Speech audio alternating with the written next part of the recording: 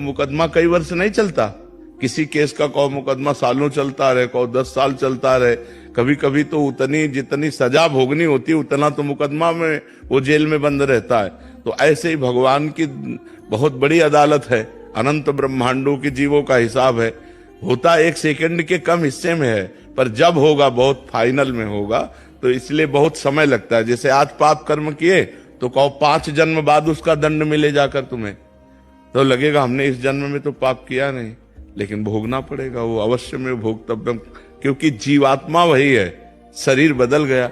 जैसे कोई क्रिमिनल हो और वो पैंट शर्ट पहनता हो, फिर धोती कुर्ता पहनने लगे या वो सलवार कुर्ता दुपट्टा धारण करने लगे, तो पहचानने वाला तो पहचानता है वही क्रिमिनल है। तो भगवान तो जानते हैं ना ये वही जीव है जो पूर्व जन्म में पाप कर्म किया है, तो उसको वही दंड दे देते, जाओ तुम्हें ये भोगना। अब इस जन्म में उसने कोई पाप किया नहीं वैसा, लेकिन पूर्व जन्म का पाप कर्म आकर उसे दंड देता है। जैसे संतों को है, मान लो कोई बचपन से संत है, देखो रामकृष्ण परमहंस जी के गले में कैंसर था, भाई जी हनुमान प्रसाद पोद्दार जी के उदर में कैंसर था। बड़े बड़े संतों को बड़े बड़े कष्ट भोगने पड़े, क्योंकि पूर्व में किया हुआ पाप भोगना पड़ेगा।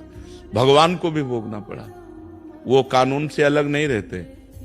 भगवान ने छुप करके बाली को मारा व्याध की तरह, तो कृष्णावतार में अगले जन्म में अंतिम समय व्याध ही भगवान के चरणों में बाण मारता है, तब वो परम पद को जाते हैं।